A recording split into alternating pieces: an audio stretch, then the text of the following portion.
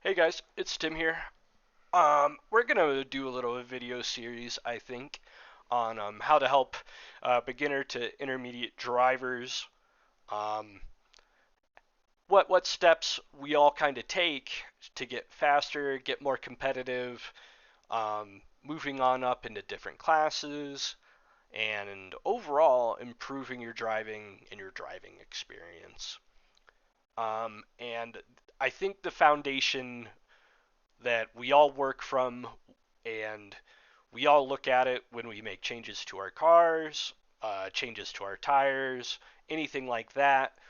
I think one of the most important numbers, if not the most important number to look at, is your consistency. We are looking at the 17.5 buggy A main results from Pikes Peak RC Arena because there's a really good example in this race about how important your consistency is and how important it is to avoid those bad laps. So first we'll look at consistency because it's really impressive with this group of very good drivers. We had Robbie with a 97, Sean a 92. I got third place in this race, and I did 93, 91, and 89 in fifth.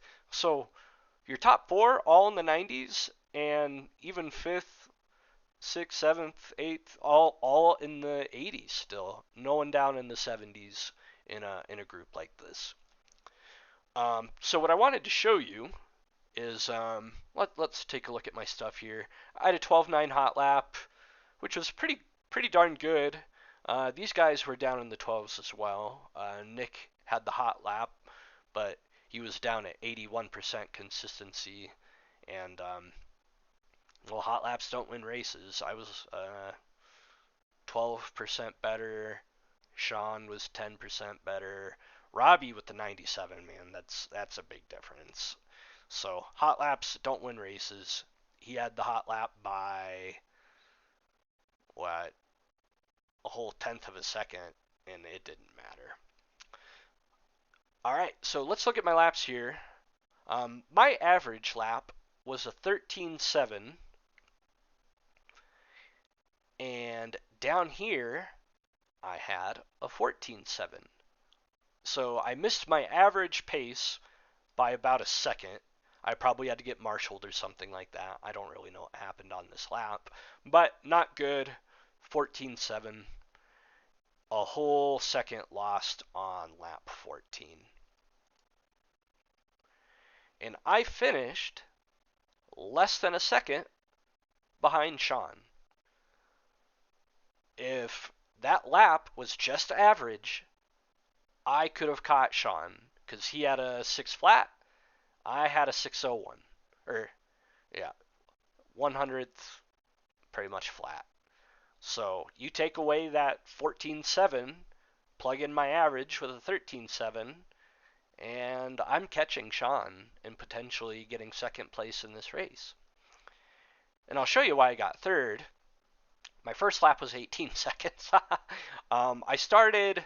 I know Robbie was TQ. I think I was second or third. I don't really remember. We can look. I am red. I started third. There we go, third place.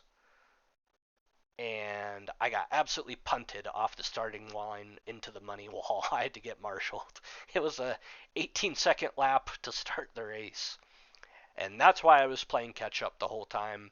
I went from 7th, 6th, 5th, 6th, 6th to 4th. Something happened on that lap. 5th and 4th probably got into each other or something like that. And then Christopher had a mistake on his last lap, and I was able to pass him. So I actually got third on the last lap of this race. And if I didn't have this mistake, I could have got second on that last lap.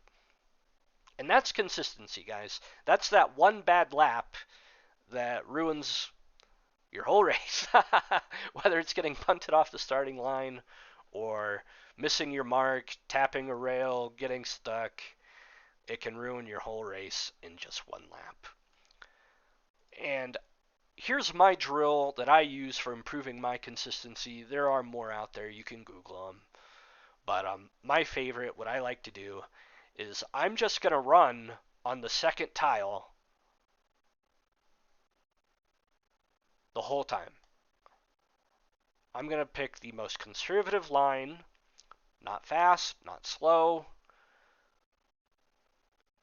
the wet line, the karting line, whatever you want to call it. The most conservative middle of the racetrack line I can run, and I'm going to count every lap that I have without hitting a barrier. So 1 lap, no mistakes. 2 laps, no mistakes. Lap 3, I floor it, wedge under here, need to get marshaled. I start over. 1, 2, 3, so on and so forth. And I just run that conservative line as long as I can without making any mistakes. 3500, I can almost do a battery pack if I do the wet line and don't um, don't make any mistakes. In mod, I'm usually good for 15, 20 laps. And that's kind of my consistency drill.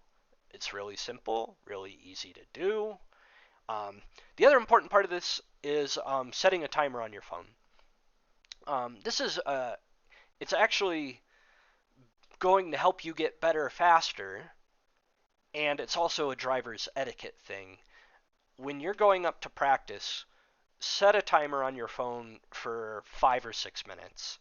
Um, you're going to train your brain on how to focus on driving for 6 minutes, because that's how long our mains are. If you go up there and practice for 20 minutes, at some point you're going to lose your attention span and you're no longer practicing. What you're doing is mindless practice, which does not make you better. There's no reason to be up there for more than 5 or 6 minutes. You're going to get diminishing returns on everything after 6 minutes exponentially, and you're just going to burn up batteries and tires. So whenever you're practicing, set that 6 minute timer, see what the highest count you can get without touching a barrier is. And you can even do that in races. When I was in the bottom of the A at the Mile High GP last year, I was just focusing on not touching barriers. I wasn't competing for the top 3, and I wasn't catching anyone in the middle. So it's like, I'm just not going to make any mistakes. I'm not going to get in anyone's way. I'm not going to ruin anyone else's race. When I was in the bottom, I just ran the wet line and did the best I could. So that is something you can do in racing, and then you can look at your consistency at the end of the night. It works either way, in practice, on the track. Um, I do it all the time to this day, and it was one of the first drills I ever ran. And I would focus on this alone. This is probably the number one thing you should be working on until you're at least like 85% consistency in a race.